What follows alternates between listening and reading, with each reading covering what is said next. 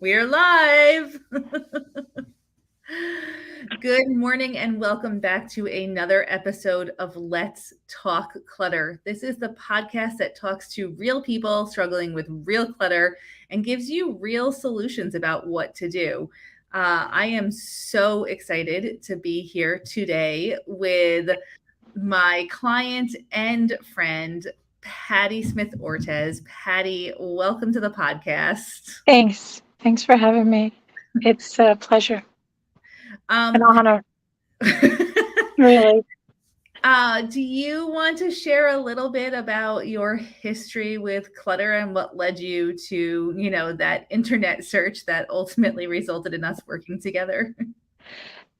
Yeah, so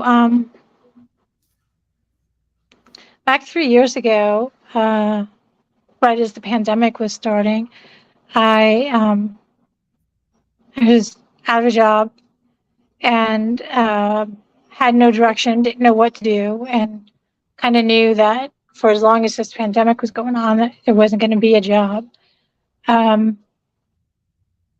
So I was on Facebook and I saw Jess's ad. The thing that attracted me most to your ad was that when I had a question, you responded. Like you responded, you put yourself out there. It wasn't a robot responding.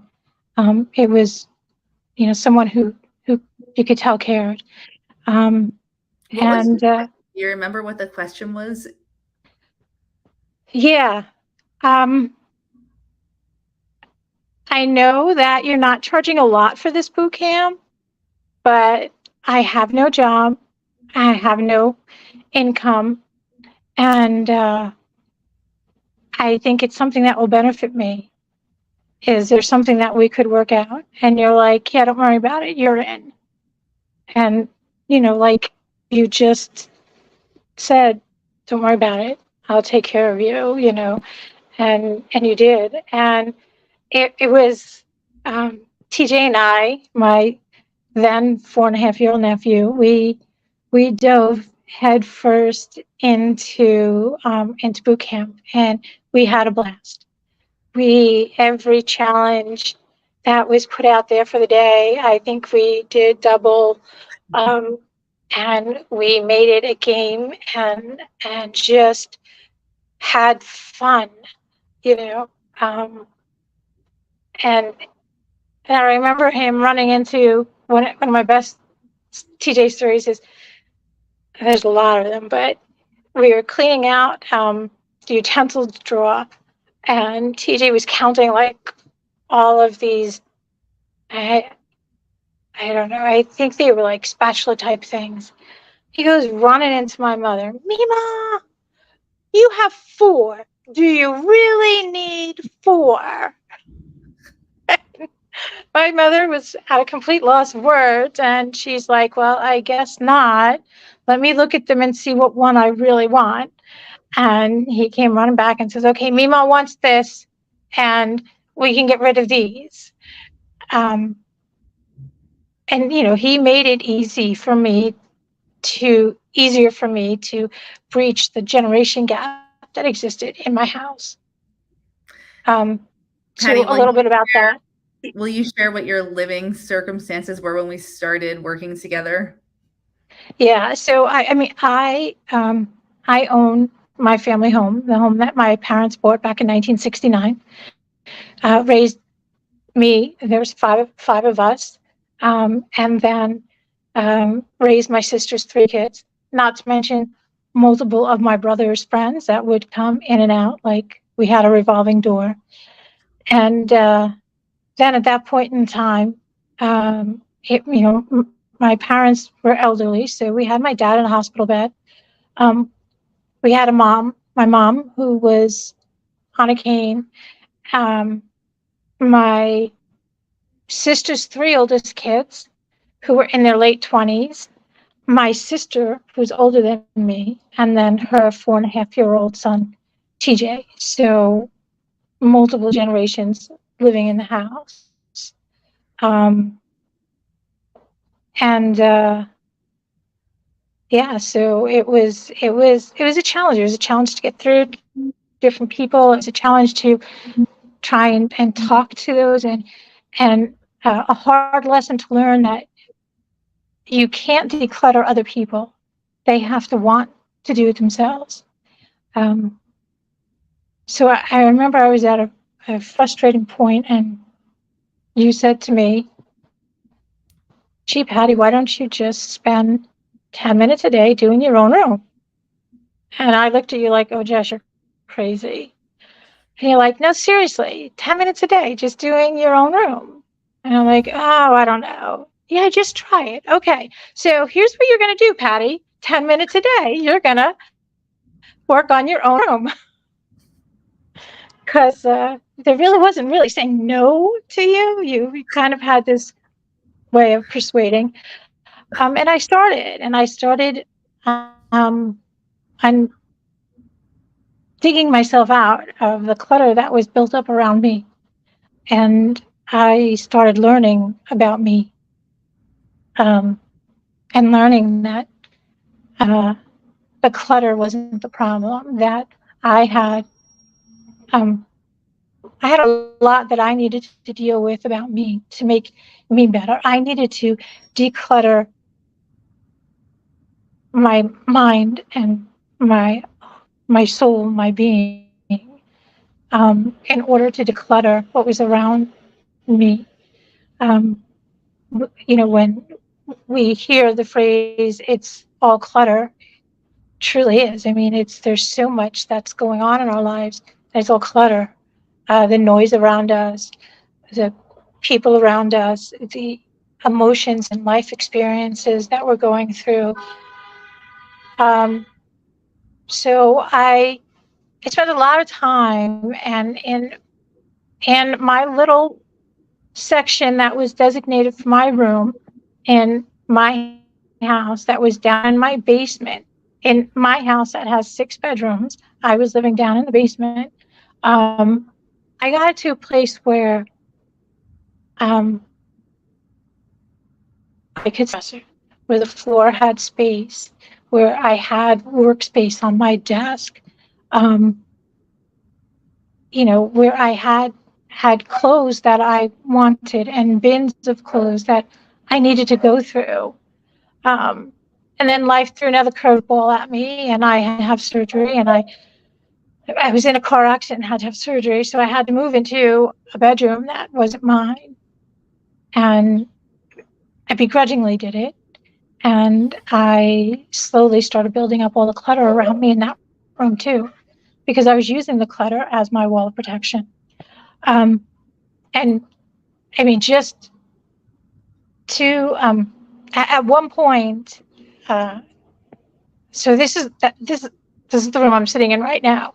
And at one point, the clutter was on every wall. I mean, I had the desk, the dressers, the couch.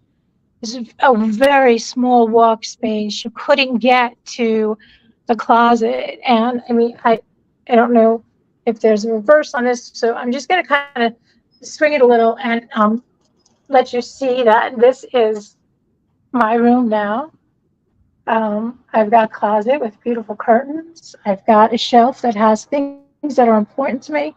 Very few things that just speak out to me about the cancer I went through, the surgeries I went through, and the words of encouragement from a lot of my friends and family. Um, the walls in this room were horrible blue, like deep electric blue. And it was just loud, and there was no peace. And now I've gotten a room that is peaceful and almost zen-like. And it's not 100% done. There's still things that I have to do, but little by little, I'm getting there. The bulk of it is done.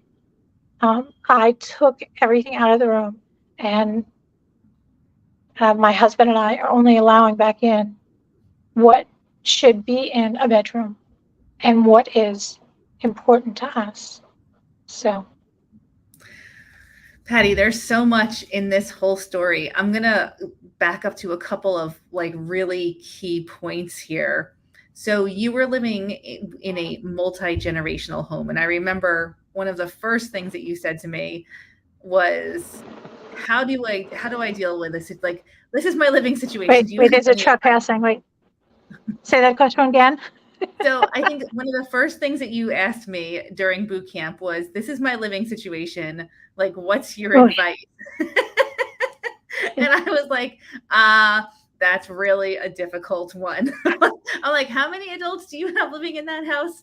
Um, I think when we have multiple adults or just a lot of people in our homes, it really adds to the complication of dealing with the clutter because you don't have executive control over most of the spaces. A lot of the stuff is not just yours. I remember over the years you talking about cleaning out the refrigerator and having so many adults there bringing in their own food, bringing in takeout, all of that. I mean, it was just a constant struggle. Yeah. Sometimes, like, your living environment is truly difficult, and tackling clutter has to start, in kind of a different way. And in all cases, we say start with your own stuff. But I think in a situation like where you were, how many people you had living in that house, it really was critical to start with your own stuff. But the suggestion to start with your own stuff was met with a lot of resistance. I mean, ultimately you did it, and it's what I think was like the first big domino, right? But you Yeah, huge, huge. huge. You used the line, what did you say? Walls of protection, the clutter Yeah, walls of protection. Can you talk about that a little bit and what that means for you? yeah. So and I did it again when I moved into this room, but um, I get when I feel vulnerable, when I feel insecure. Um,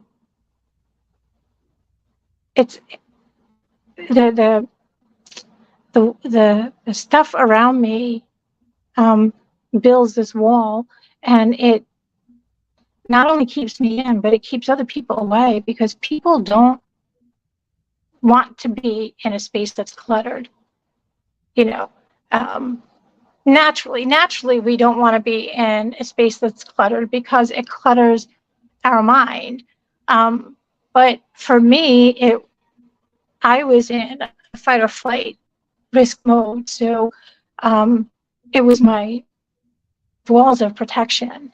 Um, and again, in this room, out of work, having a car accident, having back surgery, um, the pain, not knowing what was ahead of me, frustrated that I finally started getting on a path where I could declutter and it was ripped away from me. Um, and I kind of went backwards and like even from the hospital bed, I went backwards with the second time. I mean, how many orange boxes I had coming into my house was insane. But I would just literally in the middle of the night when I couldn't sleep, it was and as essential to most people drinking water was for me to pick up the phone and and an online shop just to have boxes come in to protect me because it gave me that wall of protection. But So now, you said that it protected you by keeping you in and keeping others out. yeah, yeah. Um, I didn't want. I mean, in that condition, I didn't want to be around other people. I saw me as just there was just so much negative around me. There's just all this horrible things. Like it was a total huge what was me pity party. But that was my life that I was living. I mean, it was the life I was living. Why would anyone want to be around me? Look at me, I'm a miserable wreck. So let's put up a wall so that no one comes near me. Because who's going to want to come near all this clutter? But, my CBA family hung in there with me and didn't let me go. You guys kept pulling me back in and saying, come on, let's do this. Come on, you can do this. Um, and and I did. And um, I took it back. And circumstances change, life changes. Um, and sometimes you get what you want, but not necessarily in the way that you want it. Um, so my dad was put into a nursing home in the middle of the pandemic because he broke both of his legs. I fractured the femurs in both of his legs. And we realized he wasn't going to be able to come home ever again. Um, and so my brothers moved him down to Florida because that's where he always wanted to be. So my dad was taken away. And then last October, out of nowhere, my mother went in the hospital for a simple procedure and never came home. So she was gone. And then from the stress upon the rest of us living here, um, just fights broke out, and my sister and her kids moved out. And so here I was standing in my house with my then boyfriend, and it was all mine to do whatever I wanted to do with. Um, and Jose and I decided that we wanted to get married, and so we didn't have much money, and we had a church family, and I said, okay, let's have the reception in my house, and let's do this in Can I 3. interrupt you for a second? Can we back up to this moment where you're standing in your house that Yeah, had previously been occupied by 6 other people and had been a major source of frustration, and all of these things happened, and here you find yourself completely alone in the house. So what is that moment like? it's scary. Like a lot of emotions. I mean, I felt guilty. Um, how I wished for this, but I didn't want it to happen the way that it did. Um, uh, I felt vulnerable, um, uncertain. Um, I felt like I was standing on shaky ground. There was nothing. I didn't feel like there was anything solid around me. Um, but there was one thing that I did really different this time. Instead of building up the clutter around me, I cleaned out as many things as I could that weren't too emotional. So if there was something of my mom's that was super emotional, it stayed. It stayed maybe where it was. It stayed in her bedroom. It stayed because I know I'm not ready to deal with that, and that's okay. But there were a lot of things that could go, and a lot of things that could get cleaned out. And I used my decluttering skills to give me the strength to stand up and be proud of my house. And in 2.5 weeks' time, I had my wedding reception with about 50 people in my house. It's actually So, incredible.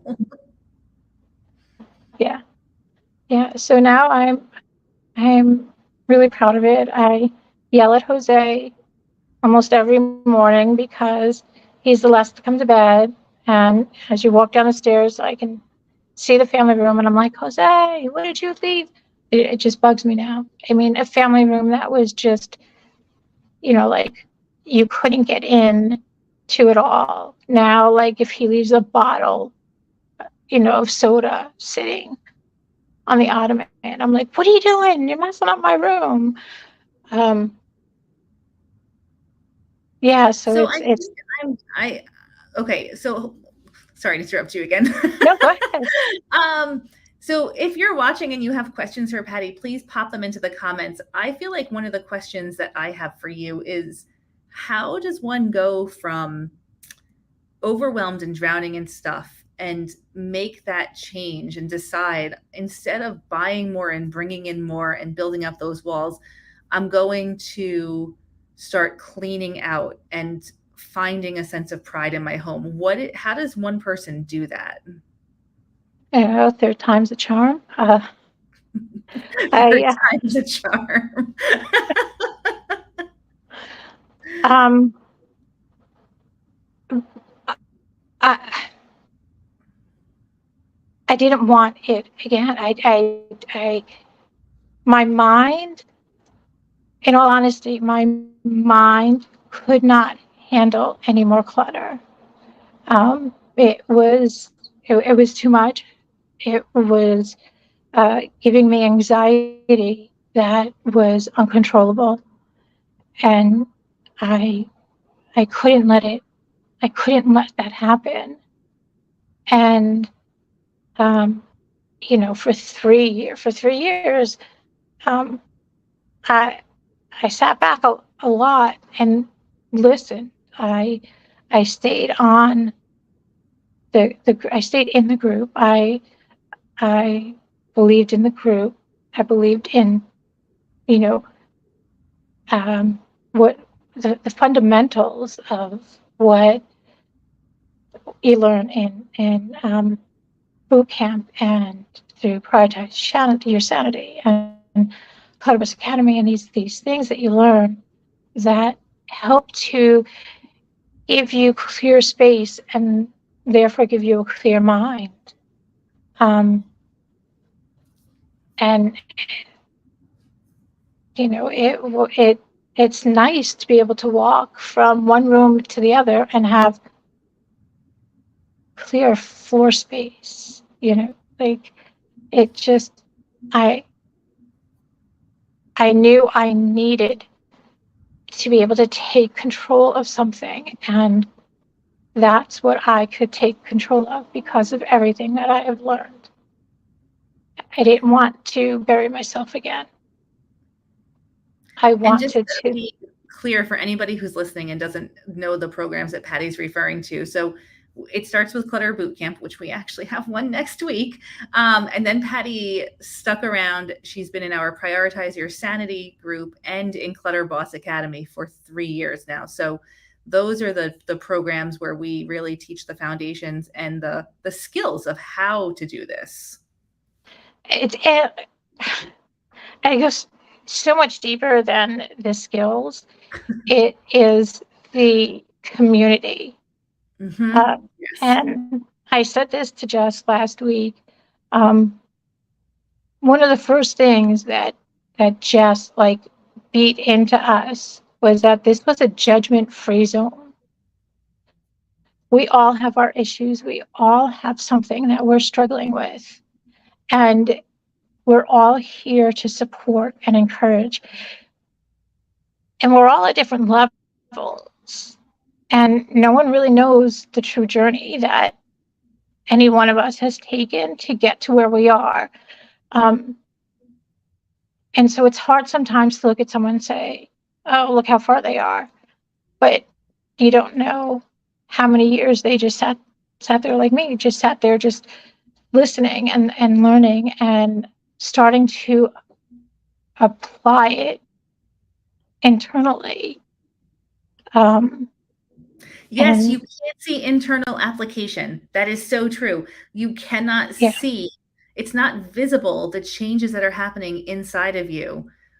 So if you feel like you are behind, it's not even a thing, but if that's like, if you look at somebody else and say, wow, they've gotten so far with this, how come I can't do that?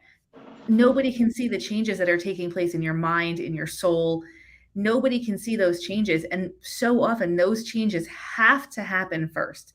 They have to. Because if you don't believe Yeah. that you deserve a home that you love, it'll be very Yeah. I difficult to make mean, sense. yeah, so along with these other programs that Jess has, you get a lot of, she has a lot of coaches that help support, and they have their own little specialties. And there's even a psychotherapist. And both Jess and the psychotherapist, they both told me that, the issue that I'm facing is not clutter. The issue that I was facing was what was inside me, was learning how to stand up for me, learning how to embrace me, learning how to accept me. And once I could do that, then I could deal with the outward clutter, and the outward clutter would be so easy. And the outward clutter was so easy. I mean, my first floor, we has the living room, the kitchen, the family room, the dining room, and we decluttered it, fixed a lot of things, painted some things. We even decluttered a bedroom, like pulled old furniture out. And I stood in the window at night watching the furniture go into the dump truck and like getting excited over the crunching noises of it going away.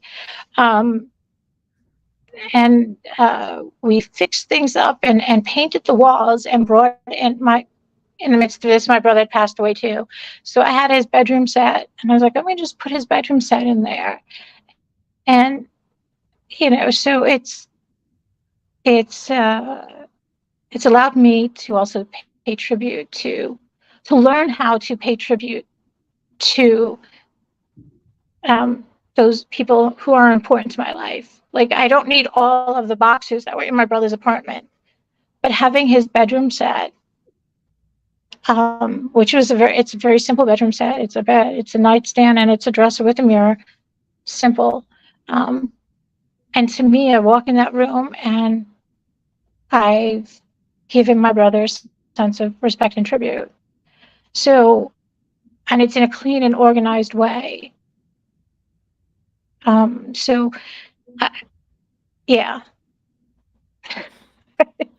Oh, it's, Patti, your journey has been, it's just been full of so many ups and so many downs. And I think this is what a lot of journeys look like and what nobody talks about. Like, there's so much more to clutter than the thing on the surface. There's so much more to it. yeah, And you have stuck by this process like through and through. You have just stayed connected to our community even when you felt like you were making no progress or making backwards project progress. And that's, in my mind, that's the key, is to just stick with the community, because one day it's all going to come together just like it has for you. I knew this would happen one day. well, I mean, um, I always wind up saying that you're right, Jazz. So, I'm trying really hard to grasp the don't fight with Jess, just give right in, because you know um, she's got a keen eye for being able to see some of those things that are going on around you that you can't see in yourself. Um, Don't fight with me, fight for you. yeah, yeah. I mean, it's funny because just as we can give you like the dimensions of a room and say, okay, this is what we have. What do you think we should? You can, you see so much more than just four walls. Um, and you see in each and one of your clients more than just a body. You see all of the potential, and that's what makes what you do so much different. You you you and your coaches look to make the community better. We're making our world better one small community at a time. That's really how I see it. Like, Yeah. you are an active member in your church community at home. You have a giant heart. And by decluttering your space and working through the internal clutter, you're able to share that with more people. And that's how we make, in my mind, that's how we make change in this world. One person at a time can have such a ripple effect on the bigger picture.